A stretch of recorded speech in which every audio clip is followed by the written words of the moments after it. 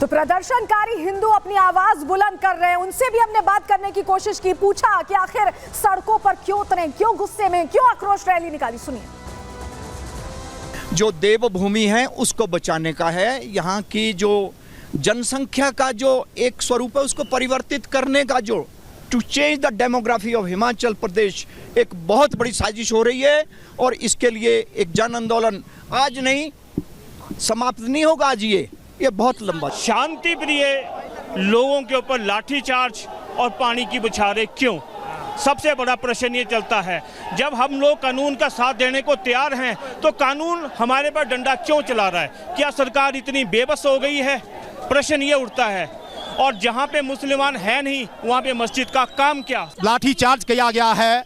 आज अगर हिंदू समाज जो है अपने हक की लड़ाई लड़ रहा है, उसके बावजूद शासन प्रशासन जो है आज इस तरह से लाठी डंडे लेके आम लोगों पे उतारू हुआ है। यहाँ पर सारा हिंदू समाज जो है वो अपने वर्चस्व की लड़ाई लड़ रहा है। अगर हमारे यहाँ पे शिमला में एक भी छज्जा, एक भी सीढ़ी जो है कहीं पे लगाई जाती है तो दूसरे दिन नगर निगम उसे तोड़ देता है, जो कि मस्जिद तक अभी जाने की कोशिश करेंगे। बिल्कुल मस्जिद तक जाएंगे और पूरा समाज जो है, जितने लोग इकट्ठे हुए हैं, हम सारे लोग जो मस्जिद तक जाएंगे।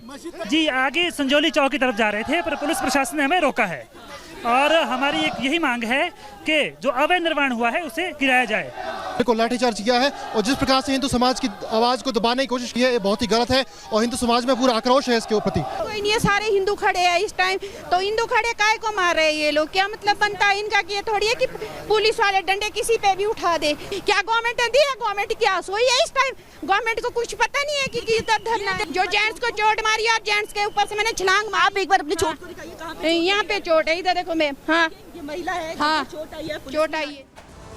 तो सुना आपने, लोगों की बस एक ही मांग है कि इस अवैध मस्जिद को गिराया जाए। लेकिन इसकी चर्चा शुरू हुई थी विधानसभा के अंदर। कांग्रेस सरकार में मंत्री अनिरुद्ध सिंह ने इसकी चर्चा की थी और आज जैसे हालात बन गए उसको लेकर विक्रमादित्य जो कि मंत्री हैं कांग्रेस सरकार में, हिमाचल सरकार में, उनका भी वर्जन सामने आ गया। क्या उन्होंने कहा, चलिए वो जानकारी हम आपके सामने रख देते हैं क्योंकि हालात अब इनके काबू से बाहर हो गए। सुनिए, शिमला मस्जिद विवादों में विक्रमादित्य का बयान अब आ गया है। उनकी तरफ से क्या कहा गया? उन्होंने कहा कि मैं भी एक हिंदू हूँ, सनातनी हूं, ये कह रहे हैं विक्रमादित्य। सनातन धर्म को बढ़ाने में कसर नहीं छोड़ेंगे, बड़ी बात कही गई है उनकी तरफ से। फिलहाल मामला कानून व्यवस्था का है और ऐसे में कानून के ही दायरे में एक्शन होगा। उन्होंने ये भी कहा कि कानून के दायरे में एक्शन होगा। ये मामला सिर्फ धार्मिक नहीं है, अवैध और वैध का मामला है। ये मामला कोर्ट में है और उसको देखते हुए ही यहाँ पर काम होगा। जगह अवैध पाई गई तो कार्रवाई होगी, ये भरोसा दे रहे हैं विक्रमादित्य सिंह जो हिमाचल सरकार में मंत्री हैं,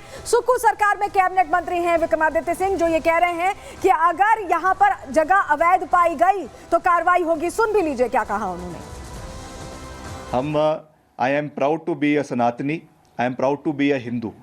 और मैं तो खुद जो है वो प्रभु श्री राम का आशीर्वाद लेने के लिए 22 जनवरी को अयोध्या में मैं गया था। मगर जहाँ तक सरकार की कार्रवाई की बात होती है, that is as I said, it has to be within the ambit of law. कानून की अपनी एक प्रक्रिया है। और मैंने पहले भी इस बात को कहा कि Himachal Pradesh is not a banana republic, जहाँ पर सेंटिमेंट्स पे ही सरकार कार्य कर ले, ऐसा नहीं हो सकता है। We have to follow certain procedures, we have to follow the constitution. और जैसा मैंने विधानसभा में भी कहा, in this present case we have to follow the ambit of the municipal act जो इस पर्टिकुलर केस में लागू है। और संजौली शिमला से हमारे साथ सीधे हमारी सहयोगी कोमल जुड़ रही है। कोमल, आप बहुत बखूबी दिखा रही हैं कि वहाँ हालात कैसे, बहुत अच्छी रिपोर्टिंग कर रही हैं। अभी बताइए कि वहाँ स्थिति कैसी है, क्योंकि जो आज हमने देखा है ऐसा लग रहा है कि सरकार इस वक्त हालातों को संभाल नहीं पा रही है। क्या प्लान ऑफ एक्शन है?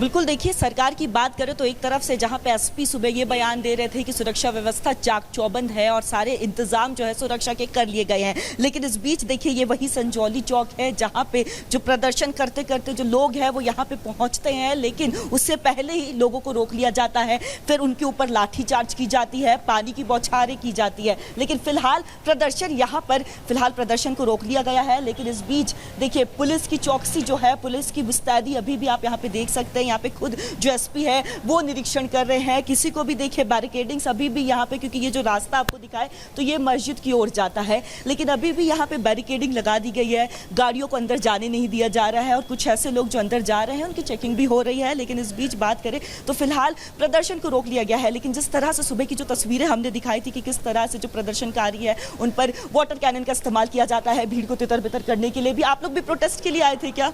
आप लोग भी प्रोटेस्ट के लिए आए थे? तो आप लोग हम तो भी नहीं हमारा भी कोई हमारा कोई नहीं है। देखिए खैर कई लोग जो है यहाँ पे जुटे थे प्रोटेस्ट को लेकर के, लेकिन फिलहाल देखिए यहाँ पे चूंकि पुलिस चौकसी बढ़ा दी गई है, किस तरह से पुलिस की तरफ से देखिए 2 बार जो है बल का प्रयोग होता है और इस दौरान देखिए कई महिलाएं जो है वो भी गंभीर रूप से घायल हो जाती है। कुछ ऐसे लोग ये बताया जा रहा है कि जो गंभीर रूप से घायल होते हैं उनका इलाज जो है अभी अस्पताल में चल रहा है। लेकिन इस बीच यहाँ की बात करें तो देखिए माहौल जो है फिलहाल, विरोध तो थम गया है लेकिन माहौल अब भी सेंसिटिव बना हुआ है और पुलिस चौकसी आप साफ तौर पर देख सकते हैं कि इस चौक में अभी भी यहाँ पे भारी संख्या में पुलिस बल को तैनात कर दिया गया है और खुद जो यहाँ पे एसपी है संजीव गादी वो पूरे इलाके का मुआयना कर रहे हैं, निरीक्षण कर रहे हैं और लगातार चेकिंग भी, अभी जो लोग बाहर से आ रहे हैं उनकी भी चेकिंग जारी है। जी बिल्कुल कोमल, आप बड़ी बातें बता रही हैं कि किस तरह से वहां पर अभी भी लोगों का आक्रोश थमा नहीं है और ऐसे में अब खुद सरकार को सोचना ही पड़ेगा। बहुत शुक्रिया आपका जुड़ने के लिए और जानकारियां देने के लिए। तो आपने देखा कोमल, तस्वीरें भी दिखा रही हैं, लोगों का गुस्सा किस तरह से बढ़ता जा रहा है ये भी बता रही है। लेकिन संजौली मस्जिद विवाद शुरू कहां से हुआ, इसकी जड़ क्या थी, चलिए आपको पूरी जानकारी जल्दी से दे देते हैं। विक्रम सिंह नाम के एक शख्स के साथ दरअसल मारपीट का आरोप लगा कि मारपीट करने वाला मस्जिद में जाकर छिप गया।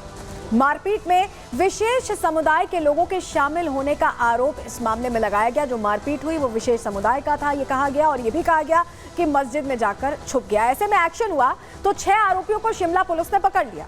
हिंदू संगठनों का यह दावा है कि संजौली मस्जिद अवैध है और अवैध निर्माण को गिरा दिया जाए। इसके बाद हिंदू संगठनों का प्रदर्शन शुरू हो गया और तब से संजौली मस्जिद को गिराने की मांग लगातार चल रही है और सबसे बड़ी बात यह है कि वहां पर उत्पात लगातार होता है। ये कहना है हिंदू संगठनों का, उनका कहना है कि बदतमीजी होती है, माहौल पूरे इलाके का खराब किया जा रहा है। ये अलग अलग आरोप लगाए गए हैं। लेकिन तस्वीर आपको दिखा देते हैं। जो अवैध निर्माण का हम जिक्र कर रहे हैं, हम बता रहे हैं, वो जरा आपको तस्वीर के जरिए समझाते हैं कि हुआ कितना अवैध निर्माण है और क्या कुछ निर्देश हैं एनजीटी के। देखिए तस्वीर, चलिए जल्दी से दिखा दीजिए।